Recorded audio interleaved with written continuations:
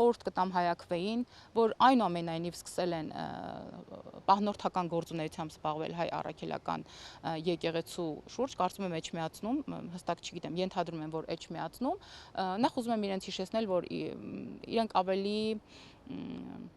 կարևոր գործով կարող են զբաղվել Հայաստանի Հանրապետություն որպես Հայաստանի Հանրապետության քաղաքացիներ, որովհետև որևէ մեկը չի պատրաստվում հարձակվելու եկեղեցու վրա եւ այս բոլոր հայտարարությունները, թե եկեք, հասեք շուտով, բնականաբար ձայն են ինչպես որ լսվելու են, այնպես էլ մեռնելու են եկեղեցու պատերի տակ, բայց քանի որ նրանք այնտեղ են զուգահեռաբար ես հայաքվեում ընկերներ ունեմ, վստահ եմ, որ իրենք ինձ հետևում են, խորհուրդ կտամ, օրինակ ժամանակ առ ժամանակ մամուլում տեղ են գտնում այնպիսի նյութեր, այնպիսի տեղեկատվությամբ հոդվածներ, որտեղ օրինակ նշվում է, որ միջազգային աճուրդներում վաճառվել է շատ հազվագյուտ եզակի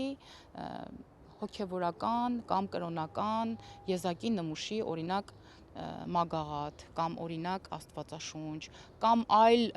միջոց, որը ուղիղ եկեղեցու հոգացության եւ պաշտպանության ներքո էր գտնվում։ Խորհուրդ կտամ միանգամից այս հարցերով զբաղվեն եւ հանրությանը տեղեկացնեն։ Արդյոք